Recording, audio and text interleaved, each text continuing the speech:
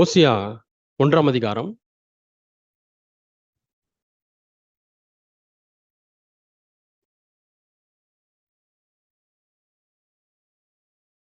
1ஆம் வசனம். யூதா தேசத்து ஓசியா 1ஆம் அதிகாரம் 1ஆம் வசனம். பழைய ஏற்பாட்டிலே 1049ஆம் பக்கம்.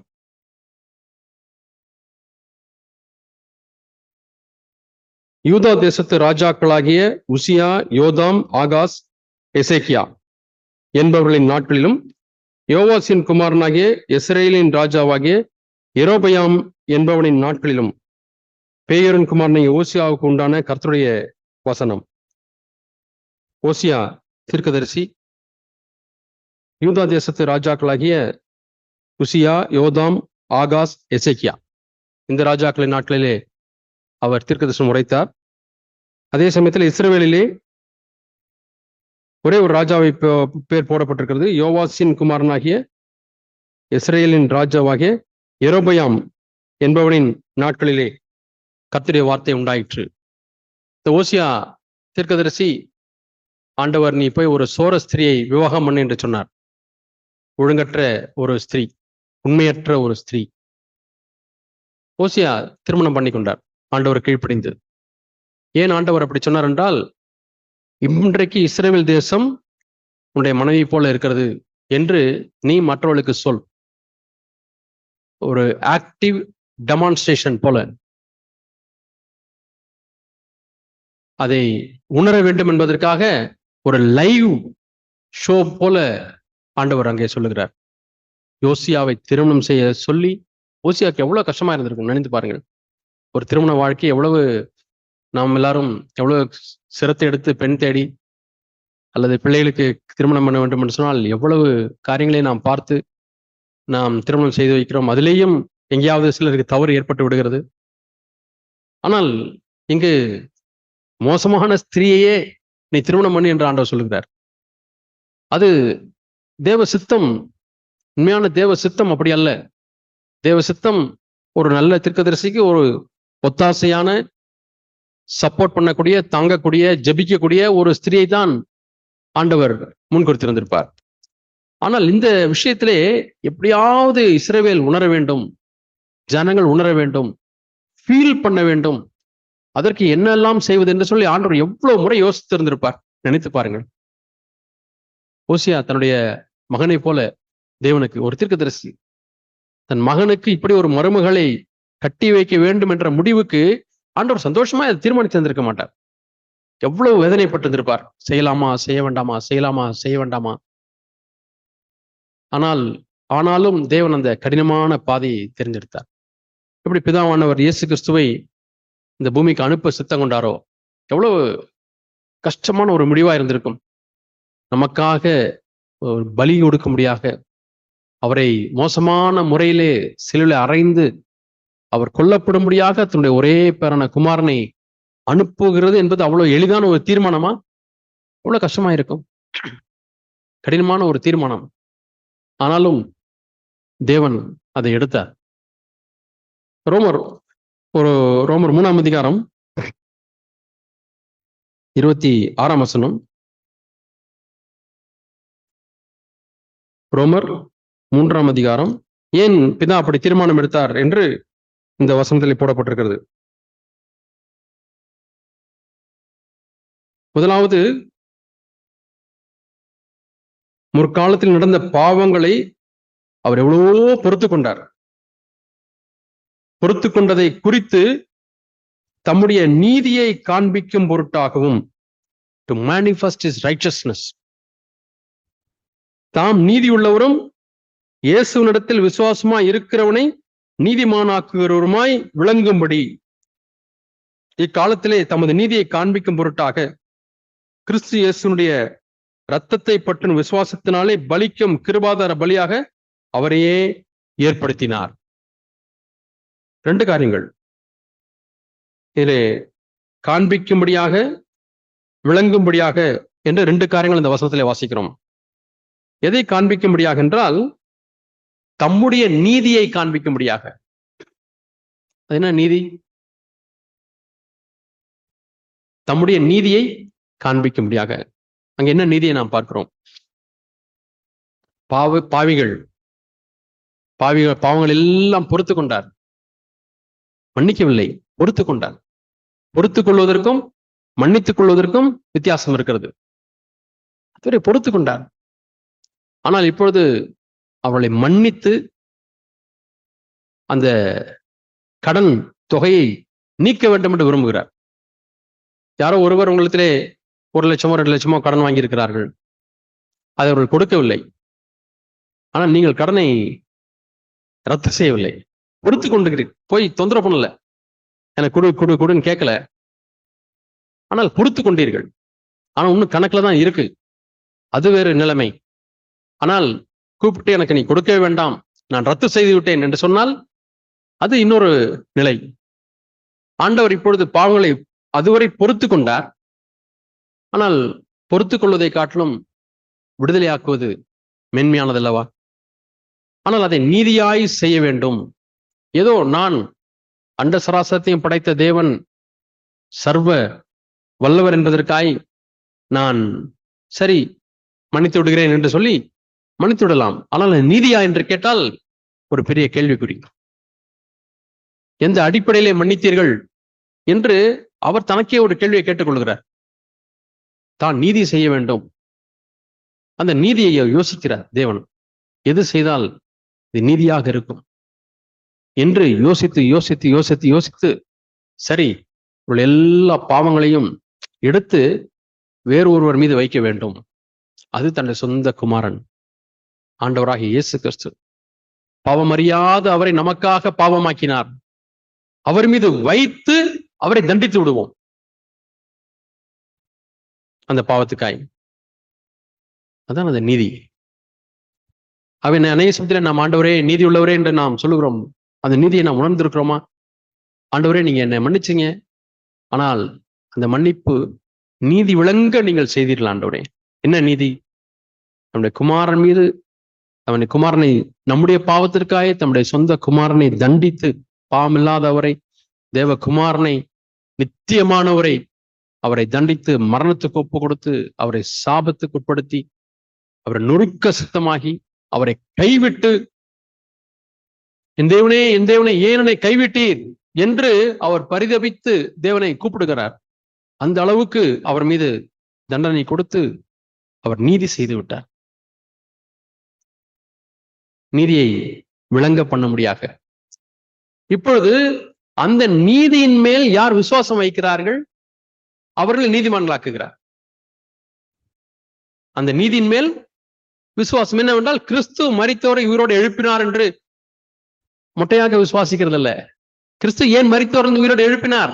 என்னுடைய பாவத்தின் நிமித்தமாய் தம்முடைய நீதியை விளங்க செய்யும்படியாக பிதாவானவர் நீதியை செய்தார் என்று அந்த நீதியிலே யாரெல்லாம் நம்பிக்கை வைக்கிறார்களோ அவர்களை நீதிமான்களாக்குகிற கர்த்தர்.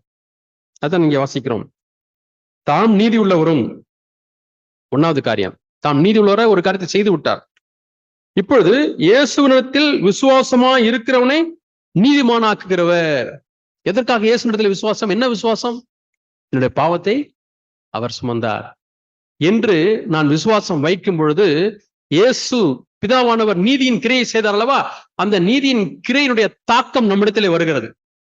The influence of the righteousness. அந்த நீதி நம்மையும் தொடுகிறது. ஆகவேதான் அவருடைய நீதியை நமக்கு தருகிறார். ஆதியாகமத்திலே பார்க்கிறோம், ஆண்டவரே நான் நிர்வாணியா இருக்கிறேன், ஆகவே பயந்து ஒளிந்து கொண்டிருக்கிறேன். அத்தியலைகளை தைத்தாலும் அது 2 நாளே வாடி விடுகிறது. அது ஒரு நிரந்தர சொல்யூஷன் அல்ல.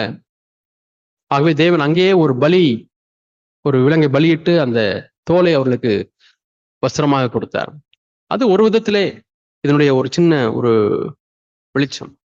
மனிதனுடைய நிர்வாணத்தை மூடுவதற்கு ஒன்று பலியிடப்பட்டு அந்த வஸ்திரத்தினாலே மூடப்படுகிறது. ஆகவேதான் நீதியின் வெண் வஸ்திரம் என்று வாசிக்கிறோம். நம்முடைய பாவம் என்ற நிர்வாணம், சாபம் என்ற நிர்வாணம் காணப்படாதபடிக்கு அவர் அந்த நீதியின் வெண் வஸ்திரத்தை நமக்கு தரிப்பிக்கிறார். அதான் ஆண்டவராகிய இயேசு கிறிஸ்துவனுடைய அந்த பலியினுடைய முக்கியத்துவம். ஆகவே இந்த இடத்துல இந்த வசனத்திலே வாசிக்கிறோம், தாம் நீதியுள்ளவர் என்பதை காண்பிக்கும் பொருட்டாகவும் இயேசு கிறிஸ்துவிடத்திலே விசுவாசமாய் இருக்கிறவனை நீதிமானாக்குகிறவருமாய் விளங்கும்படி இக்காலத்திலே தமது நீதியை காண்பிக்கும் பொருட்டாக இயேசு கிறிஸ்துவை பலியாக ஒப்புக் கொடுத்தார். ஆண்டுடைய நீதி எவ்வளவு பெரிய நீதி பாருங்கள். அந்த நீதி நிமித்தமாய் நாம் நீதிமான்களாக்கப்பட்டிருக்கிறோம். அவை ஆண்டவராக இயேசு கிறிஸ்துவை பலியாக இந்த பூமிக்கு அனுப்பி ஒப்பு கொடுப்பது எவ்வளவு ஒரு கஷ்டமான ஒரு தீர்மானமா இருந்திருக்கும். ஓசியா தீர்க்கதரிசியும் தேவனை அறிந்த ஒரு தீர்க்கதரிசி, தேவ மனிதர், அவருக்கு இப்படிப்பட்ட ஒரு பெண்ணை திருமணம் செய்து கொள் ஓசியா கேட்டு வந்திருப்பாங்க. எப்படி ஆண்டவரே உங்களுக்கு மனது வந்தது? எனக்கு மனதுல விருப்பமா நான் அதை செய்யல, வேதனையோடு கூட தான் நான் இந்த தீர்மானத்துக்கு வந்தேன். எப்படியாவது, ஏனென்றால் நான் இந்த இஸ்ரவேல் ஜனத்தை நேசிக்கிறேன். என்னுடைய தேசம், என்னுடைய மக்கள், அவர்கள் நிமித்தமாய் அவர்களை மீட்கும்படியாக எப்படியாவது உணர மாட்டார்களா, மனம் திரும்ப மாட்டார்களா, தங்களுடைய நிலையை உணர மாட்டார்களா என்பதற்காக நான் வருத்தத்தோடு இதை செய்ய முடியாது சொல்லுகிறேன் என்று சொல்லியிருந்திருப்பார். அந்த அளவுக்கு இஸ்ரவேல் தேசம் உண்மையற்று போய்விட்டது. தேவனை விட்டு தூரம் சோரம் போய்விட்டது.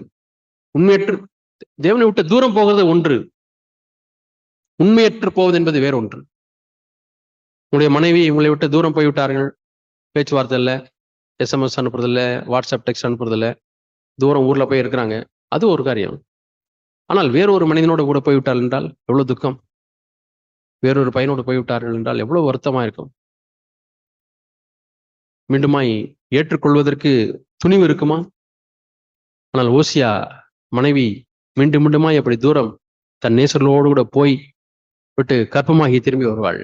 ஓசியா ஏற்றுக்கொள்வார். ஆண்டவர்கிட்ட கேட்பார், ஆண்டவர் என்ன செய்யாது? ஆண்டவரை ஏற்றுக்கொள், நேசி. ஏன்? அதுபோலதான் நான் இஸ்ரவேலை நேசிக்கிறேன். இஸ்ரவேல் தேசம் ஏன் அநேகர் வந்து கேட்பாங்க, அன்னைக்கு எப்படி கூப்பிட்டுருப்பாங்கன்னு தெரியல, ஊழியர் ஐயான்னு கூப்பிட்டுருப்பாங்களா, அல்லது தீர்க்கதரிசி ஐயான்னு கூப்பிட்டுருப்பாங்களா, எப்படி கூப்பிட்டுருப்பாங்கன்னு தெரியல, போதகரேன்னு கூப்பிட்டுருப்பாங்களா, வந்து கேட்டிருப்பாங்க, போதகரே போய் இப்படிப்பட்ட பொண்ணை நீங்க போய் பார்த்துருக்கீங்களே, வேற பொண்ணே கிடைக்கலையா? சொல்லியிருந்தா நாங்க நல்லா பொண்ணு பார்த்துப்போமே. ஓசியா என்ன சொல்லியிருப்பார்? இஸ்ரவேல் ஜனத்தினுடைய நிலைமையை காண்பிக்கும்படியாக என்னை இந்த பெண்ணை ஆண்டவர் திருமணம் செய்ய சொன்னார். 3 பிள்ளைகளுக்கும் பேரை ஆண்டவர் அதே போல பேர் வைக்க சொன்னார். லோருகாமா, லோகம்மி, இஸ்ரேல். இந்த 3 பேர்களுக்கும் அர்த்தம் உண்டு. இஸ்ரேல் என்றால் தேவனுடைய நியாய தீர்ப்பு. இஸ்ரேல் பள்ளத்தாக்கிலே தேவனுடைய நியாய தீர்ப்பு விளங்கினது. அது போன்று இன்னொரு அர்த்தம் இருக்கிறது. எவ்வளவு விதைத்தாலும் பலன் தராத நிலம், அந்த விதைகள் எல்லாம் சீரடிக்க பண்ணுவேன் என்கிற ஒரு அர்த்தம். முதல் மகன். அப்பயும் வந்து கேட்டிருப்பாங்க, ஐயா சரி திருமணம் தான் ஆண்டவர் சொன்னார், நீங்க பண்ணீங்க, சரி இந்த பையனுக்கு ஏன் இந்த பேரை வச்சுங்க, வேற பேரே கிடைக்கலையா? எவ்வளவோ பரிசுத்தவங்களே பேரெல்லாம் இருக்குது. இல்லப்பா, இந்த ஜனத்தை ஆண்டவர் நியாயந்திருக்க போறேன்னு சொல்றார். ஆகவே இந்த பேர் வச்சு அடுத்த மகள் பிறக்கிறது. அந்த மகளுக்கு நீ லோருகாமா என்று பெயரிடு. ஒரு குமாரத்தை பற்றி 6ஆம் வசனத்திலே நோ மெர்சி பேர் பார்த்தீங்களா? No mercy. நம்ம நிறைய கேள்விப்படுற பேர் மெர்சின்னு கேள்விப்பட்டிருக்கோம். நிறைய பேரோட மெர்சி. யாராச்சும் நோ மெர்சின்னு வச்சிருக்காங்களா? ஆனா இந்த திருஷ்ண மகளுக்கு பேர் நோ மெர்சி, இரக்கம் இல்லை, இரக்கம் செய்ய மாட்டேன். ஐயா ஏன் இந்த பேரை வச்சுங்க? ஆண்டவர் இஸ்ரவேல் ஜனத்துக்கு இரக்கம் செய்ய மாட்டேன்னு சொல்றாரு. இப்படி பாவத்துல வாழ்ந்து கொண்டிருக்கீங்களே, உண்மையற்று வேற நேசர் பின்னாடி போறீங்களே, உங்களுக்கு இரக்கமே கிடையாது. அப்பயாச்சும் மனம் திரும்ப மாட்டாங்களான்னு தான். அடுத்து ஒரு மகன் பிறக்கிறான். You are nobody. லோருகாமான்னா நோபடி. 2 அர்த்தம் இருக்கு. யார் மூலமாய் கற்பம் தெரித்தார்கள் என்று போடப்படவில்லை, வேற ஏதோ நேசம் மூலமாய் கற்பம் தெரித்து வரலாம். You are not my son. Hosea சொல்லியிருப்பார், you are not my son. No, you are nobody. ஆனாலும் தேவன் இரக்கமுள்ளவர். அந்த அதிகாரத்திலேயே நம்ம பார்க்கிறோம். கீழே பார்த்தீங்கன்னா 2ஆம் அதிகாரம் 1ஆம் வசனத்துல, உன் சகோதரியை பார்த்து அம்மி என்று சொல்லுங்கள், உங்கள் சகோதரியை பார்த்து ருகாமா என்று சொல்லுங்கள். என்ன அர்த்தம்னா, இரக்கம். பேரை மாத்துங்கன்றார். போய் ஒரு அப்ளிகேஷன் கொடுத்து ஸ்கூல் எல்லாம் பேர் மாத்திருப்பாரு. லோருகாமா கிடையாது, ருகாமா. லோகம்மி கிடையாது, அம்மி. அம்மினா இரக்கம். ருகாமானா யூ ஆர் சம்படி. பேர் மாத்திட்டீங்க. நீங்க மனம் திரும்பினாலும் ஆண்டவர் அப்படிதான் உங்களை நடத்த போறார். இரக்கமுள்ளவர்கள் என்று அழைக்க போகிறார் என்று ஆண்டவர் இந்த பிள்ளைகளுடைய பெயர் மூலமாக ஒரு சத்தியத்தை இஸ்ரவேலுக்கு அறிவிக்கும்படியாய் விரும்பினார்.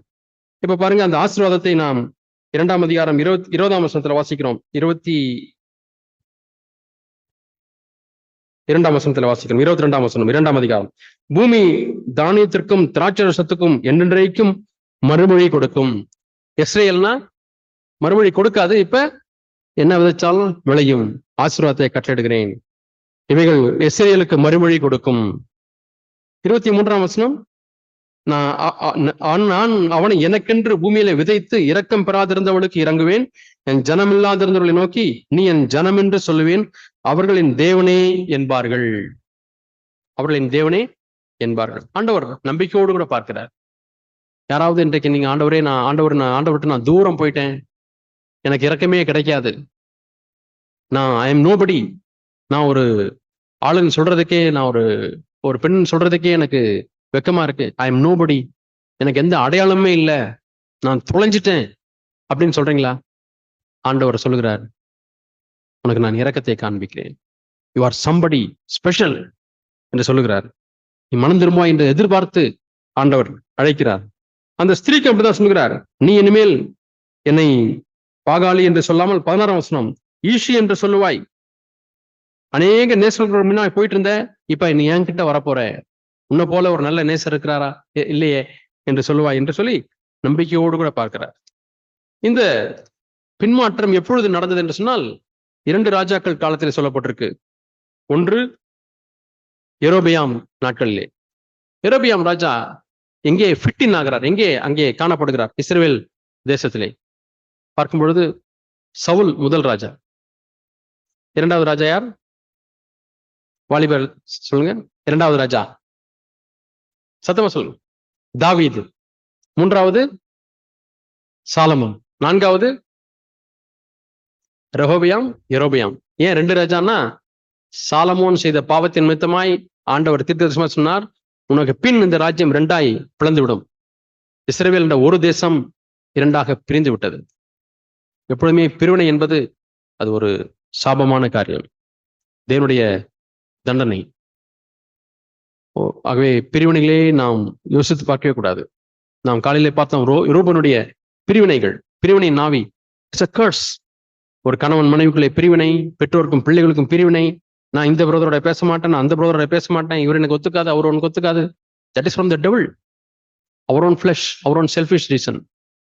இங்கே ரெகோபெயாம், யெரொபெயாம் என்ற ராஜ்யம் 2ஆக, இஸ்ரவேல் தேசம் நார்தர்ன் கிங்டம், சதர்ன் கிங்டம், தென் தேசம் வடதேசம் என்று 2ஆய் பிரிந்து விட்டது. அது யூதா என்றும் இஸ்ரவேல் என்றும் 2ஆக பிரிந்து விட்டது. யூதா 2 கோத்திரத்தார். அதற்கு சாலமோனுடைய மகன் ரெகோபெயாம் ராஜாவாக இருந்தான். யெரொபெயாம் மீதி உள்ள 10 கோத்திரத்திற்கு, இஸ்ரவேல் தேசத்துக்கு அவன் ராஜாவாக இருந்தான். கிட்டத்தட்ட சவுல் பாவம் செய்தான், ஆனால் ஜனங்களை பாவத்திலே நடத்தவில்லை. தாவீது பாவத்தில் விழுந்தார், ஜனங்களை பாவத்துக்குள்ளே நடத்தவில்லை. சாலமோன், அவனுடைய பாவம் அநேகரை பாதித்தது. மக்கள் மீது வரியை போட்டு திணித்து பாரத்தை ஏற்றினான். அதை பார்த்து ரெகோபெயாமும் அதிகமான பாரத்தை ஏற்றினான். எங்க அப்பா சுண்டவர்கள் தொடக்கி சமாளம் சொல்லி ரொம்ப பாரமாய் பேசினார். இப்ப நெருக்குவேன்னு சொன்னான், 7 நாளை கடிக்க வைப்பேன்னு சொன்னார். அப்படி அந்த பின்மாற்றம் மிகவும் மோசமானதாய் போனது.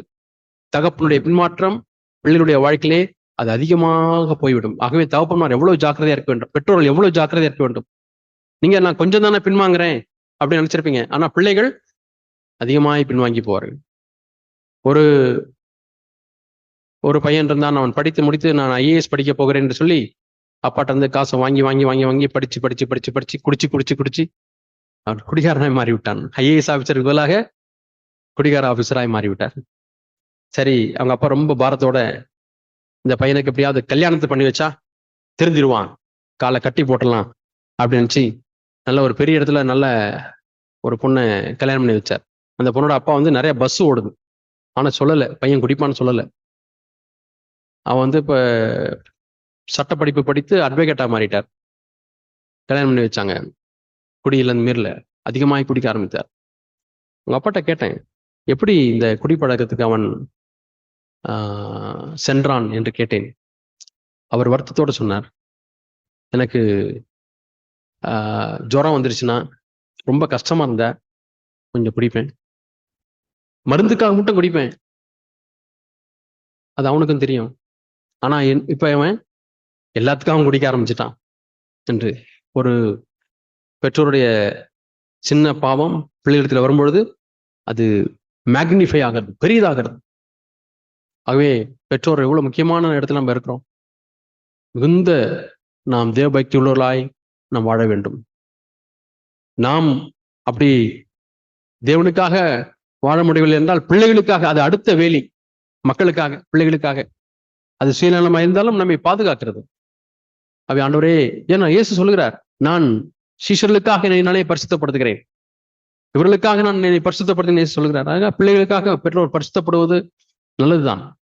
ஆண்டவரே, இன்னும் உண்மையான தேவபக்தியை தாரும், உண்மையான தேவ பயத்தை தாரும். கணவன் மனைவியுமாய் நாங்கள் சண்டை போடாம, நீங்க சண்டை போட்டு இவ்வளவு தூரம் பிரிவீங்க, நாளைக்கு உங்க பிள்ளைங்களுக்கு கல்யாணம் ஆகி சண்டை போட்டா எவ்வளவு தூரம் பிரிவாங்க, எங்க எவ்வளவு தூரம் போவாங்கன்னு தெரியாது.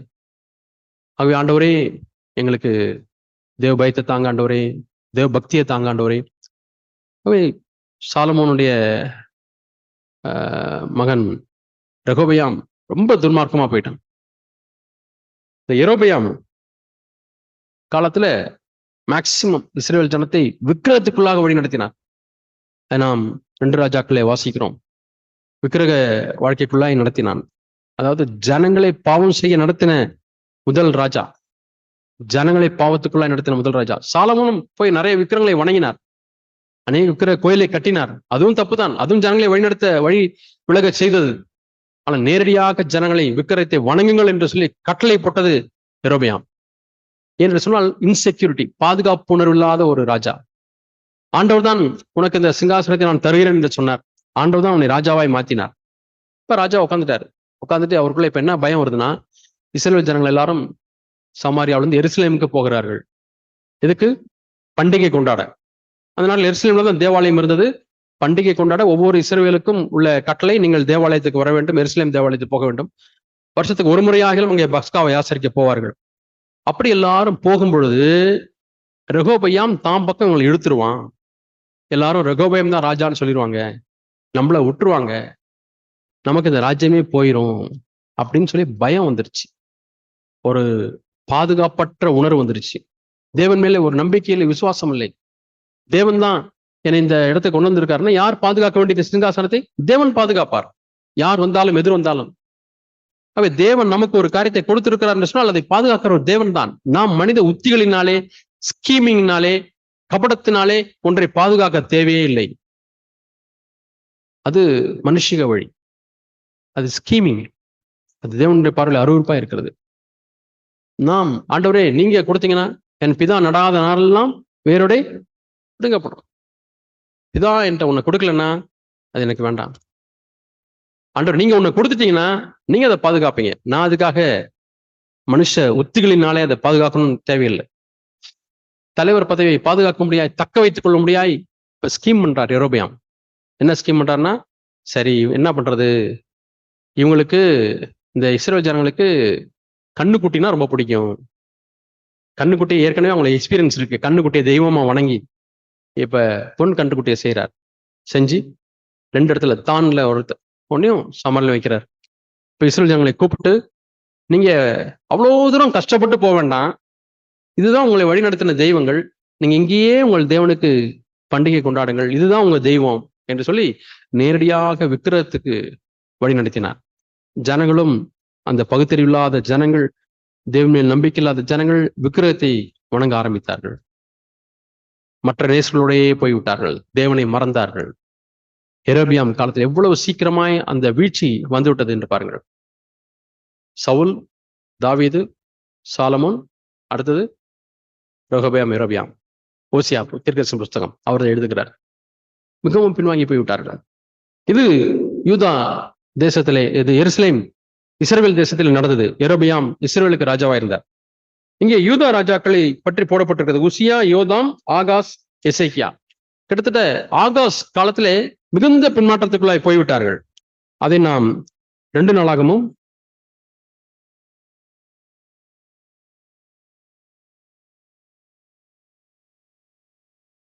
29ஆம் அதிகாரத்திலே நாம் வாசிக்கிறோம். 28ஆம் அதிகாரம்.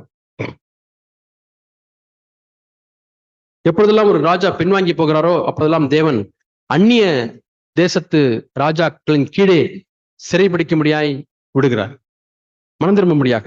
இங்கே நாம் வாசிக்கிறோம் 5ஆம் வசனம்.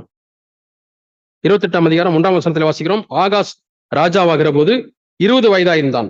16 வருஷம் எருசலேமில் அரசாண்டான்.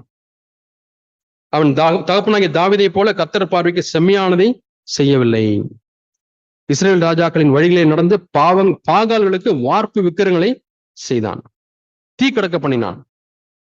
5ஆம் வசனத்திலே வாசிக்கிறோம், அவனை சீரியருடைய ராஜாவின் கையிலே தேவன் ஒப்புக் கொடுத்தார். அவன் அநேக மக்களை, பெரிய கூட்டத்தை சிறைபிடித்து தமஸ்குவுக்கு கொண்டு போனான். சிரியாவுடைய கேபிட்டல் டமாஸ்கஸ், தமஸ்குவுக்கு கொண்டு போனான். இஸ்ரவேலுடைய ராஜாவின் கையிலும் ஒப்பு கொடுக்கப்பட்டான். இஸ்ரவேலுக்கும் யூதாவுக்கும் சண்டை. சோ இஸ்ரவேல் யூதா மக்களையும் சிறைபிடிச்சு கொண்டு போனாங்க. ஆகாஸ் ராஜா காலத்துல ஆகாஸ் யூதா ராஜா. அந்த யூதா ஜனங்களை சிரியா தேசத்துக்கு சிறைபிடித்து கொண்டு போகப்பட்டார்கள். சிரியா கொஞ்சம் பேரை இஸ்ரவேலுக்கு கொடுத்துட்டார். இப்ப நாம் கீழே வாசிக்கிறோம்,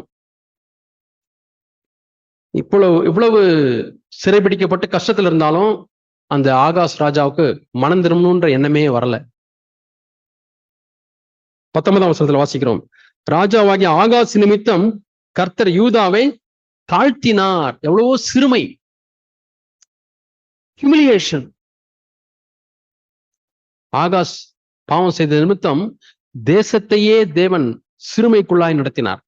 சிறுமைக்குள்ளாய் எப்படின்னா, மற்ற சீரியா மக்கள்லாம் இவங்களை பயமுறுத்துறது, வேலைக்காரன்லாம் கூட்டிட்டு போறது, அடிமைகளா கூட்டிட்டு போறது, எவ்வளவு தூரம் அவங்களை சிறுமைப்படுத்த முடியுமோ சிறுமைப்படுத்தினார். ஆனாலும் அந்த ஜனங்கள் மனம் திரும்பவில்லை. அவன் யூதாவை சீர்குலைத்து கர்த்தருக்கு விரோதமாய் மிகவும் துரோகம் பண்ணினான். ஓசியா தீர்க்கதரிசன காலத்துல மிகவும் துரோகம் பண்ணினான். 29ஆம் வசனத்துல வாசிக்கிறோம், 20ஆம் வசனத்துல வாசிக்கிறோம், அசிரியாவின் ராஜாவாகிய தில்காத் பில்நேசர் அவனை நெருக்கினானே அல்லாமல் அவனை பலப்படுத்தவில்லை. ஆனால் அவன்கிட்ட தான் போறான். அவன் பலப்படுத்தல, நெருக்க அவன்கிட்ட தான் போறான். அடுத்த வசனத்துல வாசிக்கிறோம், அசிரியாவின் ராஜாவுக்கு கொடுத்தும் அவனுக்கு உதவி கிடைக்கவில்லை. கர்த்தருடைய ஆலயத்திலிருந்தெல்லாம் திருடி கொடுக்குறான், அரண்மனையில இருந்து திருடி கொடுக்குறான், எல்லாத்தையும் புறஜாதியான ராஜா கொடுக்குறான், கொடுத்தும் அவனுக்கு உதவி கிடைக்கவில்லை. சில சமயத்துல நம்முடைய வாழ்க்கையில் இந்த மாதிரி நடக்கலாம். உதவி செய்யறேன்னு சொல்லி காசை வாங்கி வாங்கி வாங்கி வாங்கி நமக்கு உதவி செய்யாமே போயிடுவாங்க. 22ஆம் வசனம், தான் நெருக்கப்படுகிற காலத்திலும் கர்த்தருக்கு விரோதமாய் அந்த ஆகாஸ் என்னும் ராஜா துரோகம் பண்ணி கொண்டே இருந்தான். இந்த வசனம் முக்கியமான வசனம். நம்முடைய வாழ்க்கையிலே சில சமயத்திலே நெருக்கங்கள் ஏற்படலாம். நெருக்கங்கள் ஏற்படும் பொழுது நம்ம கர்த்தருக்கு விரோதமா போறோமா, மனுஷன் நாடி போறோமா, அல்லது நம்மளை தாழ்த்துறோமான்னு ஆண்டவர் பார்க்கிறார். தாழ்த்தி நேர்மையா நம்ம ஆண்டவர்கிட்ட போயிட்டோம்னா நம்பிக்கை உண்டு. ஆண்டவரே, ஏதோ ஒரு விதமான நெருக்கம் இந்த ராஜாவுக்கு மற்ற ராஜாக்கள் மூலமாக நெருக்கம், தேசத்திலே ஒரு சிறுமைப்படுத்தப்படுதல், என்னென்ன நெருக்கம் தெரியாது. நெருக்கப்படுகிற காலத்திலும் கர்த்தருக்கு விரோதமாய் அந்த ஆகாஸ் எனும் ராஜா துரோகம் பண்ணி கொண்டே இருந்தான். எப்படி மனிதனுடைய இருதயம் கடினப்பட முடியும்? ஆண்டவர் எவ்வளவோ எச்சரிப்புகளை கொடுக்கிறார். மூப்பர்கள் மூலமா எச்சரிக்கை கொடுக்கிறார், சகோதரன் மூலமா எச்சரிக்கை கொடுக்கிறார், மனைவியின் மூலமா எச்சரிப்பு கொடுக்கிறார், பிள்ளைகள் மூலமா எச்சரிப்பு கொடுக்கிறார். ஆனாலும் வீட்டு தலைவன் துரோகம் பண்ணி கொண்டே இருந்தான். கர்த்தருக்கு விரோதமாக துரோகம் பண்ணி கொண்டே இருந்தான். நம்ம இந்த வசனத்தை பார்த்து நம்ம பயப்படணும். ஆண்டவரே, ஒரு காலம் இருதயம் அப்படி கடினப்பட்டு விட வேண்டாம். நீங்க பேசும்போதே நான் மனம் திரும்பிட்டோம். அநேக சமயத்தில் நடக்கிறது. எவ்வளோ முறை உட்கார்ந்து பேசி பேசி சகோதரர்கள் பேசிக்கொண்டே இருக்கிறாங்க, சொல்லிக்கொண்டே இருக்கிறாங்க. ஆனாலும் தங்கள் வழியிலேயே போய்கொண்டே இருக்கிறார்கள். அவனுடைய நிலைமை என்ன? கீழே பார்க்கிறோம் 23ஆம் வசனம். தமஸ்குவின் தெய்வங்களுக்கு அவன் பலியிட்டான். எந்த தமஸ்குவின் தெய்வம்? தன்னை முறியடித்த தமஸ்குவின் தெய்வம். தங்க மேல சண்டை போட்டு ஜெயிச்சிட்டாங்க டமஸ்கஸ். அவங்க தேசத்துக்கு பலி கொடுக்குறான். அவங்க எவ்வளவு புத்தியம் பாருங்க. தேவனால் தெரிந்து கொள்ளப்பட்ட ஜனம், அந்த ஜனத்திற்கு தலைவனா இருக்கக்கூடிய ராஜா, ஆண்டவர் உபாகம் புத்தகத்தில் அவ்வளவு பிரமாணங்களை ராஜாக்களை கொடுத்திருக்கிறார். ஆனாலும் அந்த தமஸ்குவின் தெய்வங்களுக்கு பலியிட்டான். ஆனாலும் அது அவனும் இஸ்ரவேல் அனைத்தும் நாசமாகிறதற்கு ஏதுவாயிற்று. 24ஆம் வசனம். கர்த்தருடைய ஆலயத்தை பூட்டி போட்டான். ஒருத்தரும் உள்ள போயிடக்கூடாதுன்னு பூட்டி போடுறான். எவ்வளவு துணிகரம்! பூட்டி போட்டு எருசலேமிலே மூளைக்கு மூளை பலிபீடங்களை உண்டு பண்ணி, 25ஆம் வசனம் பின்பகுதி, பிதாக்களின் தேவனாகிய கர்த்தருக்கு கோபம் ஊட்டினான். அவன் தன்னை தாழ்த்தவே இல்லை. அவன் தன்னை தாழ்த்தவே இல்லை. ஆண்டவர் அவனை சிறுமைப்படுத்தினார், ஆனாலும் அவன் தாழ்த்தவில்லை. கடைசியில் 27ஆம் வசனத்திலே வாசிக்கிறோம், தன் பிதாக்களுடைய நித்திரை அடைந்தான். எத்தனை வயசுல? 20 வயசுல ராஜாவானான். 16 வருஷம் அரசாண்டான். 36 வருஷம். எந்த வயசுல அவர் செத்தாருன்னு போடல. ஆனா அவ்வளவுதான், அவனுடைய பேரு முடிஞ்சிருச்சு. 36 வயசுனா எவ்வளவு இளமையான வயசு பாருங்க. இல்ல ஒரு முன்ன பின்ன ஒரு 4-5 வருஷங்கள் இருக்கலாம். ஆனால் மிகவும் சிறிய வயதிலே தன்னுடைய மரணத்தை தேடிக்கொண்டான். ஆனாலும் மனம் திரும்பவே இல்லை. எவ்வளவு ஒரு அரகன்ஸ்! பெருமைக்கு 3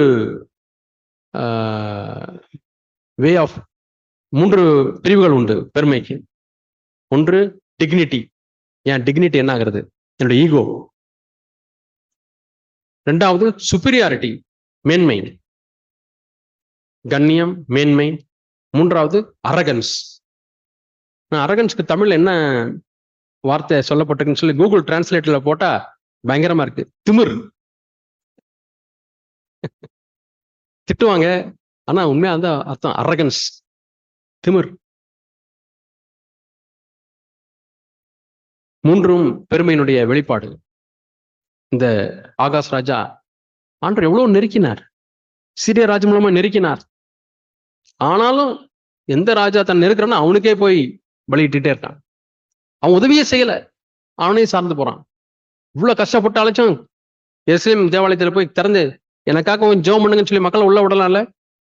கதவை பூட்டி போட்டான். இயேசு சொல்லுகிறார், நீங்கள் பரலோகத்தை பூட்டி போடுகிறீர்கள், நீங்களும் உள்ள போறதில்ல, போறவங்களையும் உள்ள விடுறதில்ல. அப்படி நம்ம இடர்லாம் இருக்கிறோமா? யாருக்காவது பூட்டி போட்டுக்கல. இப்படிப்பட்ட மோசமான ராஜாவுக்கு ஒரு மகன் பிறந்தான். அந்த மகன் ராஜாவானான். அவர்தான் எசேக்கியா. எசேக்கியா இவ்வளவு மோசமான ராஜாவுக்கு இப்படி நல்ல ஒரு ராஜா மகனா பிறக்க முடியுமா? அவனுடைய இரக்கம், அவனுடைய இரக்கம். சில பிள்ளைங்க ரொம்ப மணியா இருப்பாங்க. அப்பா யாரு? இவரு அப்பாவா? உங்க அப்பா அப்படி இருப்பாரு. ஆனா மணியா பிள்ளைங்க இருப்பாங்க.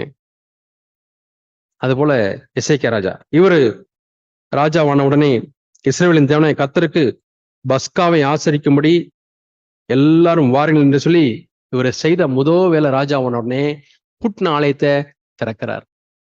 பூட்டின ஆலயத்தை திறக்கிறார். எல்லாரும் வாங்க, எருசலேமுக்கு பஸ்காவை ஆசரிங்கள். ஆனாலும் 3ஆம் வசனத்துல, ஆசாரியர் போதுமான பேர் தங்களை பரிசுத்தம் பண்ணவில்லை, ஜனங்கள் இன்னும் எருசலேமுக்கு கூடி வரவில்லை. அதன் காலத்தில் அதை ஆசரிக்க கூடாம போயிட்டு ஒரு கான்பரன்ஸ், எல்லா சர்ச்சஸும் வாங்க இந்த கான்பரன்ஸ் வைக்கிறோம் அப்படின்னு சொல்லி எல்லாம் காலையில எல்லாம் ஓப்பன் பண்ணி சேர் எல்லாம் போட்டு பார்த்தா யாருமே வரல. எப்படி இருக்கும்னு நினைச்சு பாருங்க. ஊர்ல இருந்து யாருமே வரல. ஏதோ இந்த ஊர்ல hall arrangement, cooking, BA system, அவங்க தான் உட்காந்துருக்காங்க. வேற யாருமே வரல. எப்படி இருக்கும்? அந்த மாதிரி எசேக்கியா ராஜா காலத்துல நடந்துச்சு. எருசலேமுக்கு எல்லாரையும் வர சொல்றாரு பஸ்காவை ஆசரிக்கும்படி. ஆனா வரல. ஆசாரிலே ரெடி ஆகல.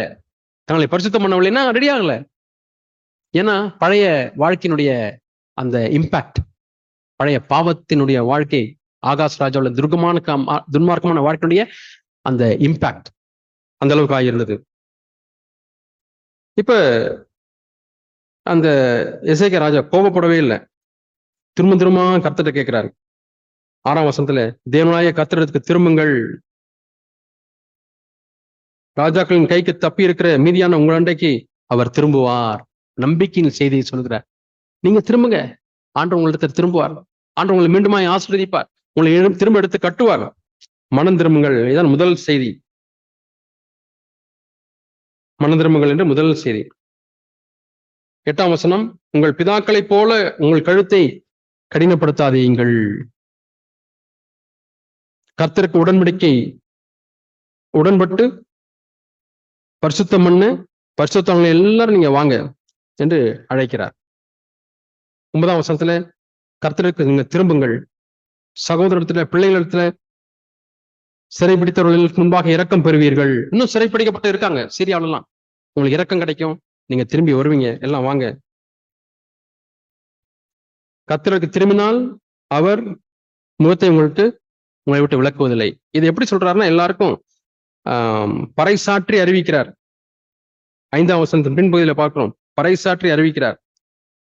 அடுத்தது 6ஆம் வசனம் பாத்தீங்கன்னா, பிரபுக்களுக்கும் ராஜாக்களுக்கும் கொடுத்த நிருபங்களை அஞ்சல்காரர் வாங்கி ராஜாவின் கட்டளையின்படியே யூதா எங்கும் இஸ்ரவேல் புத்திரரே கர்த்தருக்கு திரும்புங்கள். எங்கேயாவது இப்படி பார்த்திருக்கீங்களா? கொரியர் சர்வீஸ லெட்டர் கொடுத்து அனுப்புறாரு. என்ன லெட்டர்னா, ரிப்பன்டன்ஸ் லெட்டர். நல்ல ஒரு சுவிசேஷகர் எசேக்கியா ராஜா, இவாஞ்சலிஸ்ட். நான் சில பேர் பார்த்திருக்கேன், சின்ன டிராக்ட், அந்த நாட்கள்லாம் வீட்டுல வந்து போஸ்ட் பாக்ஸ் முன்னாடி வச்சிருப்பாங்க, சின்ன தபால் பெட்டி. தபால்காரர் வந்து இந்த வீட்டுக்கு வர லெட்டர்லாம் அது உள்ள போட்டுருவாரு, இவங்க அதை எடுத்துக்குவாங்க. அதுல எல்லாம் போய் டிராக்ட் போடுவாங்க. அது மாதிரி அஞ்சல்காரன் போட்டிருக்கு, கொரியர் சர்வீஸ்மேன். எதுக்கு? மனம் திரும்புங்கள்ன்ற செய்தி போட்டு அனுப்புறாரு. யார் யாருக்கெல்லாம் பறைசாட்டை அறிவிக்க முடியலையோ கொரியர் சர்வீஸை வச்சு கொடுக்குறாரு.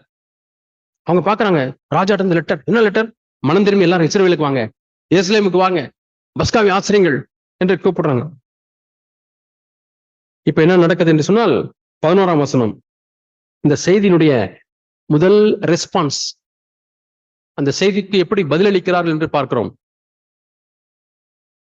11ஆம் வசனத்தில் வாசிக்கிறோம், ஆசேரிலும் மனாசேயிலும் செபுலோனிலும் சிலர் மனத்தாழ்மையாகி எருசலேமுக்கு வந்தார்கள். அதே எலியாவினுடைய வேலைக்காரன் சொல்றான்ல, கையளவு மேகம் தெரியுது, கையளவு மேகம் தெரியுது மழை வர்றதுக்கு. அதுபோல ஒரு சிலர் மனத்தாழ்மையாகி எருசலேமுக்கு வந்தார்கள். எழுப்புதலின் ஆரம்பம். ஒரு சபையில ஒரு சிலர் மனத்தாழ்மையாகி நீங்க வந்து வர ஆரம்பிச்சுன்னா அதுவே ஒரு எழுப்புதலின் ஆரம்பம். ஆனா முதல்ல நிற்கக்கூடியது மனத்தாழ்மை. அப்ப ஆகாஷ் ராஜா காலத்துல பெருமை, நான் சொன்ன திமிர், பெருமை, எவ்வளவு பண்ணாலும் மனம் மாறவே இல்லை. எருசலேமை பூட்டி போடுறது, கதவை பூட்டி போடுறது, யாரும் ஜெபம் பண்ணக்கூடாது, இந்த தேவன்கிட்ட போகக்கூடாது. என்ன அப்படி ஆண்டவர் என்ன செஞ்சிட்டாரு உங்களுக்கு? அவ்வளோ ஒரு ஒரு வெறுப்பு ஆண்டவர் மேல. என்ன செஞ்சிட்டார் ஆண்டவர்? என்ன செய்யல ஆண்டவர்? இவ்வளவு வெறுப்பு எப்படி? பின்மாற்றத்தின் ஆவி, பின்மாற்றத்தின் ஆவி அவ்வளவு கொடியாவி, வஞ்சனை ஆவி அவ்வளவு கொடியாவி, கண்களையே கட்டி போட்டுரும், ஆலயத்தை பூட்ட வைத்து விடும். மனத்தாழ்மையாய் அவர்கள் கூடினார்கள். இப்ப முதல்ல ரிப்பன்டன்ஸ், அவங்க திரும்பி தேவாலயத்துக்கு வராங்க. கொஞ்சம் பேர் தான் வராங்க. கொஞ்சம் பேர் எப்படி வராங்க? மனத்தாழ்மையா வராங்க. அடுத்த ஒரு சைன் என்னன்னா, 12ஆம் வசனம், எங்க மனத்தாழ்மை இருக்கோ அங்கேயே தேவன் ஐக்கியத்தை கட்டுவதற்கு ரொம்ப எளிது. 12ஆம் வசனத்துல வாசிக்கிறோம், கீழே வாசிக்கிறோம், தேவனுடைய கரம் அவர்களை ஒருமனப்படுத்திற்று. கணவன் மனைவி ஒன்னாக்க முடியல, ஏன்னா மனத்தாழ்மை இல்லை. எப்ப அவங்க மனத்தாழ்த்துறாங்களோ ஆண்டவர் ரெடியா நிக்கிறார் அவங்களை ஒருமனை கட்டுவதற்கு, ஒருமனப்படுத்துவதற்கு. ஒன்னு சொந்தரும், 2 சகோதரர்களுக்குள்ள ஒன்னஸ் இல்லையா? ஒருமனது இல்லையா? 4-5 பேர் ஒன்னா சேர முடியலையா? ஒன்னா சேர்ந்து வேலை செய்ய முடியலையா? கொஞ்சம் உங்களை தாழ்த்திருங்க, மனத்தாழ்மையா கொஞ்சம் உங்களை தாழ்த்தி வாங்க. வரும்பொழுது தேவன் அதை செய்வார். தேவனுடைய கரம் அவர்களை ஒருமனப்படுத்திற்று. எழுப்புதலிலே 3வது நிலை. ஃபர்ஸ்ட் மனம் திரும்பி நம்ம தேவன்கிட்ட போவோம். கொஞ்சம் நம்பிக்கை இருக்கு, தேவன் நமக்கு ஏதாவது செய்வார் அப்படின்னு நம்பிக்கையோடு வராங்க. ஒரு சிலர், பெரிய தேசம், ஒரு சிலர் தங்களை தாழ்த்தி வராங்க. தேவனுடைய கரம் அவர்களை ஒன்றாக்கியது என்று வாசிக்கிறோம். இப்ப ஆசாரியரும் லேவியரும் அவங்களுக்குள்ள ஒரு வெட்கம். 15ஆம் வசனம். ஐயோ, நம்ம ஆசாரியரும் லேவியரா இருந்து ஆண்டவர் நம்மளை இப்படி அடைச்சிருக்காரு, நம்ம இவ்வளவு நாளும் நம்ம அந்நிய தெய்வங்களுக்கெல்லாம் நம்ம போய் பலி செலுத்திட்டோமே அப்படின்ற ஒரு வெட்கம், ஒரு துக்கம், தேவனுக்கு ஏற்ற துக்கம். முன்பு மனஸ்தாபத்தையும் பின்பு அது ரட்சிப்பையும் உண்டாக்குகிறது. அதுக்கப்புறம் வைராக்கியத்தை கொடுக்கிறது, ஜாக்கிரதையை கொடுக்கிறது, கண்டிப்பை கொடுக்கிறது. தேவனுக்கு ஏற்ற துக்கம். நம்ம துக்கம் வீணா போயிடக்கூடாது. நம்ம துக்கம் தேவனுக்கு ஏற்ற துக்கமா இருக்கணும். தேவனுக்கு ஏற்ற துக்கம் எப்படி இருக்குன்னா நம்மளை மனம் திரும்புவதற்கு நேராய் வழிநடத்தும். இப்ப 17ஆம் வசனம் பாத்தீங்கன்னா, சபையில அநேகர் தங்களை பரிசுத்தம் பண்ணி கொள்ளாதிருந்தார்கள். இன்னும் பெரிய ஒரு கூட்டம் வரல, கொஞ்சம் பேர் தான். 18ஆம் வசனத்திலும் வாசிக்கிறோம், தங்களை சுத்தம் பண்ணி கொள்ளாதிருந்தார்கள். எழுதியிருக்கிற பாரமாய் பஸ்காவை சுத்தம் பண்ணாமலேயே சாப்பிட்டார்கள். தங்களை சுத்திகரிக்காமலே பஸ்காவை சாப்பிட்டார்கள். ஆனாலும் தேவன் அவளுக்கு இரக்கமாயிருந்தார். 19ஆம் வசனத்தை எசேக்கியா அவர்களுக்காக விண்ணப்பம் பண்ணி தங்கள் தேவனாய கர்த்தரை தேடும்படிக்கு இருதயத்தை நேராக்கினவர்கள். கர்த்தர் அவர்கள் எல்லாரையும் மன்னிப்பாராக என்று சொல்லி எசேக்கியா ராஜா ஜெபம் பண்றாங்க. ஆண்டவரே அவங்க மன்னியும். அவர் ராஜாவா இருக்கிறார். ஏய், எப்படி ஆசாரம் எப்படி நீங்க சுத்தமான இப்படி சாப்பிடலாம் அப்படின்னு சொல்லி அவளை கண்டிக்கல, கண்டம் பண்ணல, குற்றம் தீர்க்கல. ஆண்டவரே, நாங்களும் தானியேல் அப்படி ஜெபித்தார்லவா, நாங்களும் பாவம் செய்தோம் என்று சொல்லி மன்னிப்பாராக என்று சொல்லி மன்னிப்பின் செய்தியை அவர்கள் மன்னிப்புக்காக ஜெபிக்கிறார்கள். 21ஆம் வசனம், அந்த பண்டிகை 7 நாள் அளவும் ஆனந்த சத்தத்தோடே ஆசரித்தார்கள், துதித்துக் கொண்டிருந்தார்கள். 22ஆம் வசனம், துதித்துக் கொண்டிருந்தார்கள். இப்ப என்ன நடக்குதுன்னா, 24ஆம் வசனத்துல ஆசாரில் அநேகம் பேர் தங்களை சுத்தம் பண்ணினார்கள். ஒரு பெரிய எழுப்புதலே அங்க வந்து விட்டது. இஸ்ரவேல் தேசத்திலிருந்து வந்த அந்நியரும் யூதாவில் குடியிருந்தவர்களும் மகிழ்ச்சியா இருந்தார்கள். எருசலேமிலே மகா பெரிய சந்தோஷம் உண்டாயிற்று. இப்படி எருசலேமிலே சாலமோன் என்னும் இஸ்ரவேல் ராஜாவின் நாட்கள் முதற்கொண்டு இப்படி எருசலேமிலே நடந்ததே இல்லை. 26ஆம் வசனம், சாலமோன் ராஜா நாட்டுல இருந்து இது மாதிரி நடந்ததே இல்லை. அப்பனா யார் காலத்துல நடந்திருக்கு? தாவீதின் காலத்துல நடந்திருக்கு. அந்த எழுப்புதலை கொண்டு வந்தவர் ஆகாஸ் எனும் துன்மார்க்கமான ராஜனுடைய மகன் எசேக்கியா. அவளுடைய சத்தம் கேட்கப்பட்டு அவருடைய விண்ணப்பம் அவருடைய பரிசுத்த சுவாச பரலோகத்திலே எட்டினது. அதற்கு பின் அநேகர் தேவனை தேடினார்கள். 31ஆம் வசனத்திலையும் நீங்கள் அதை வாசித்து பார்க்கலாம். அதுக்கப்புறம் காணிக்கை, பலிகள் எல்லாவற்றையும் அவர்கள் கொடுக்க ஆரம்பித்தார்கள். நான் சொன்னதெல்லாம் நீங்க மறந்துடலாம். எவ்வளவு சீக்கிரம் பின்மாற்றம். ஆகவே நம்முடைய வாழ்க்கையில் நம்ம எல்லாம் பின்மாற மாட்டோம், இன்னும் 10 தலைமுறை போகும் அப்படின்னு நம்ம நினைக்க கூடாது. ஆண்டவரே, பின்மாற்றத்தை நீங்களை காத்துக்கொள்ளும். வெகு சீக்கிரத்துல பின்மாற்றம் வந்துவிட முடியும். வெகு சீக்கிரத்துல உலகம் வந்துவிட முடியும். வெகு சீக்கிரத்திலே பிள்ளைகள் வழி தப்பி போய்விட முடியும். அதற்கு ஓசியா புத்தகத்திலே வாசிக்கிறோம். 1ஆம் வசனம், 1ஆம் அதிகாரம் 1ஆம் வசனம். அதிக தலைமுறையெல்லாம் இல்லை, 3-4 தலைமுறை தான் பின்வாங்கி போய்விட்டார்கள். நான் சில சபைகளுக்கு போயிருக்கிறேன். பெரிய ஹால் இருக்கும், ஒரு 3 பேர் 4 பேர் உட்காந்துருப்பாங்க. பெரிய தேவ பக்தி உள்ள தேவ மனிதர்கள் ஆரம்பித்த சபை. பார்க்கும்பொழுது அழுகு வரும். ஆண்டவரே, இவ்வளவு பெரிய தேவ மனிதர்கள் ஆரம்பித்த சபை இப்படி போய்விட்டது. ஆண்டவரே, எங்களுடைய சபையை நீங்க பாதுகாருங்க ஆண்டவரே. அடுத்த தலைமுறை செல்ல செல்ல அந்த பக்தி வைராக்கியம் எங்கே இருக்கிறது? எங்களுடைய சபையிலையும் பல இடங்களையும் பார்க்கிற காரியம் என்னவென்றால், சபையிலே பிறந்து வளர்ந்து இன்றைக்கு இருக்கிறவர்கள் தேவன் மேல் காண்பிக்கக்கூடிய அன்பும் சத்தியத்தின் மேல் இருக்கக்கூடிய தாகம் வாஞ்சை விட விட விட விட புதிதாய் வந்தவர்கள். புதுசா ஒரு கிராமத்துல அவங்க கணவன்மாரெல்லாம் குடிச்சிட்டு இருப்பாங்க. அவங்க பஸ் பிடிச்சி 1 மணி நேரம் 1.5 மணி நேரம் பிரயாணம் பண்ணி வருவாங்க. இவ்வளவு நாளும் கத்தோலிக்க வாழ்க்கையில வாழ்ந்திருப்பாங்க, இப்பதான் ரட்சிக்கப்பட்டு வந்திருப்பாங்க. இப்படி வந்து கொண்டிருக்கக்கூடிய சகோதர சகோதரிகளுடைய விசுவாசத்தை பார்க்கும்பொழுது ஆச்சரியமாக இருக்கிறது. அவர்களுடைய தாழ்மையும் புரோக்கன்னஸும் அவள் தேவனையே சார்ந்திருக்கக்கூடிய நிலை, தங்களுடைய தேவை உணரக்கூடிய நிலையை பார்க்கும் பொழுது அவ்வளவாய் ஆசீர்வதிக்கப்படுகிறோம்.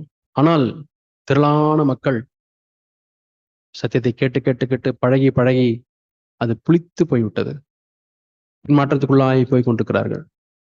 நம்முடைய சந்ததியிலே நடக்க வேண்டாம் பிரியமானவர்களே. நாம் விழித்துக் கொள்வோம்.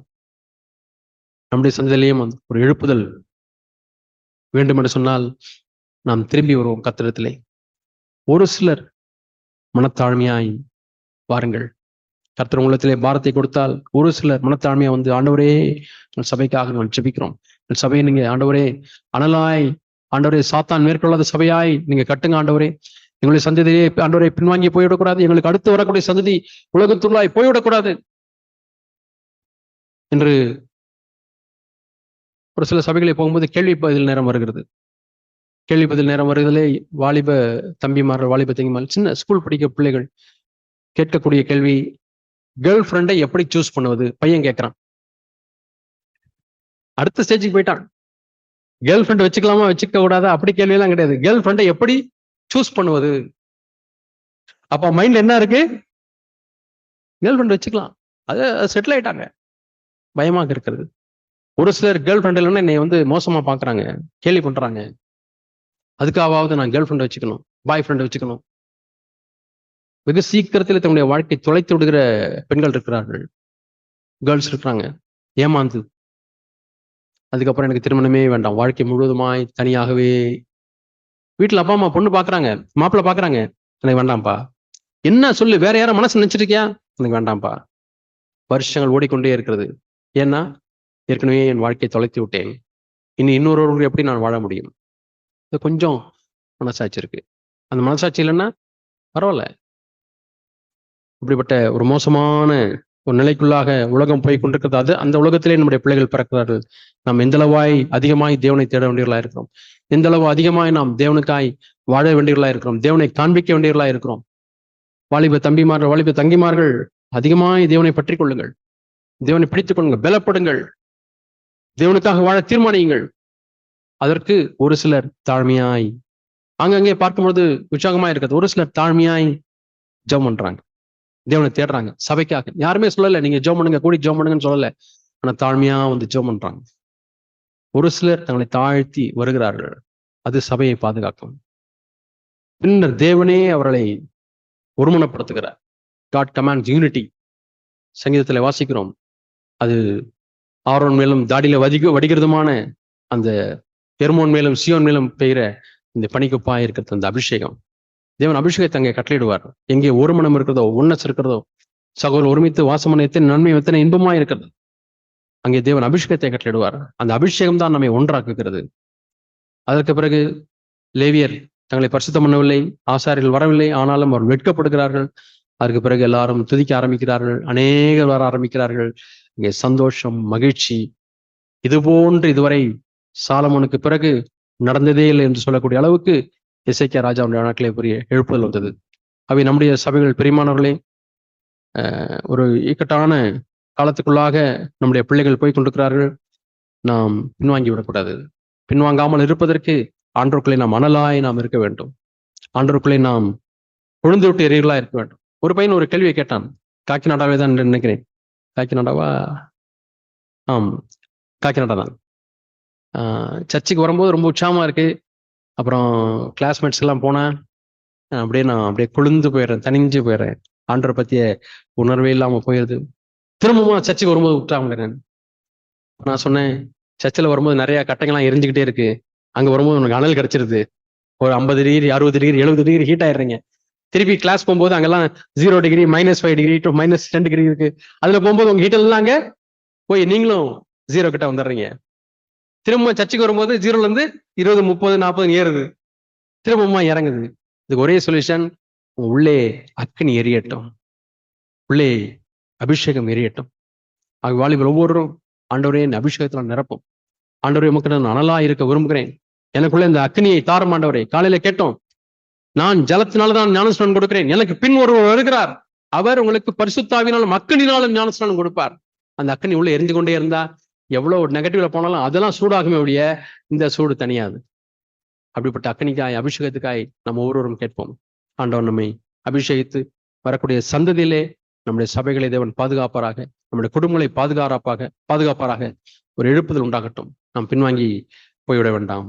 கர்த்தர் நமக்கு உதவி செய்வாராக. கண்களை மூடி நாம் ஜெபிப்போம்.